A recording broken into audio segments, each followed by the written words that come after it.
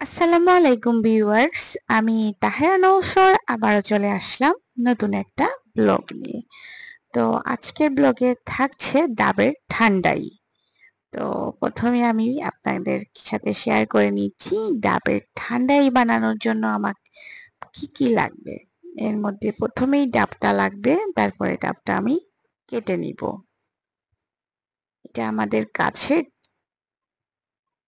ডাব।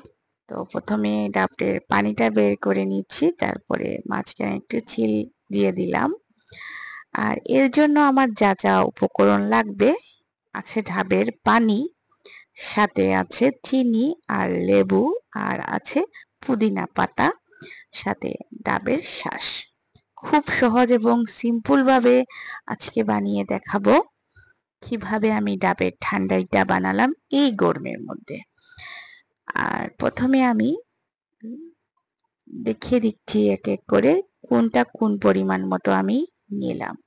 আপনারা কিন্তু খুব অনায়াসে এগুলা করে বানিয়ে খেতে পারেন,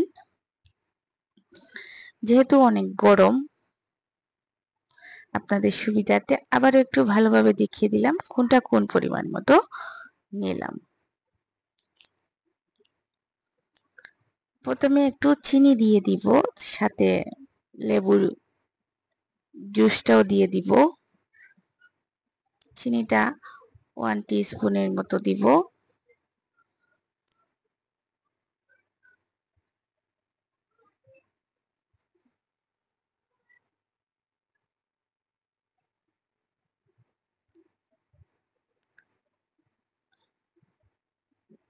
চিনি আর লেবুটা দিয়ে দিলাম।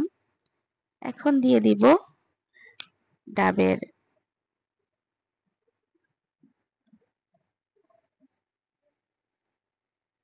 সাথে দিয়ে দিব চিনি আর লেবুর জুস, যেহেতু লেবুটা একটু আগেই নিয়ে নিয়েছি চিপে। তারপরে দিয়ে দিব শাঁস, ডাবের শাঁসটা দিয়ে দিব। তারপর দিয়ে দিব পুদিনা পাতা। এত মজা হয় কি বলবো ডাবের ঠান্ডাইটা, আপনারা একবার হলেও গড়ে ট্রাই করবেন।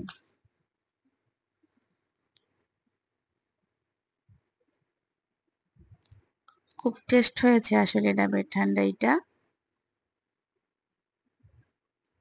তারপরে দিয়ে দিলাম পুদিনা পাতা। পুদিনা পাতা আসলে ডেকোরেশনের জন্য দিয়েছি, আপনারা চাইলে দিতেও পারেন, না দিলেও কোনো অসুবিধা নাই। তবে খুব টেস্ট হয় আসলে অনেক, প্রায় 10 মিনিটের মতন আসলে আমি ভিজিয়ে রেখেছি। একটু অন্যরকম একটা স্মেল হয় পুদিনা পাতার জন্য। এই তো আমি একটু খেয়ে নিচ্ছি। খুব টেস্ট হয়েছে আসলে, দেখেই বোঝা যাচ্ছে। এত গরম কি বলবো। তো অবশ্যই আপনারা এভাবে গড়ে বানিয়ে খাওয়ার চেষ্টা করবেন এই গরমের মধ্যে। আর আমাকে কমেন্ট সেকশনে জানাবেন কার কেমন লাগলো। সবাই ভালো থাকবেন এই বলে শেষ করলাম। আসসালামু আলাইকুম।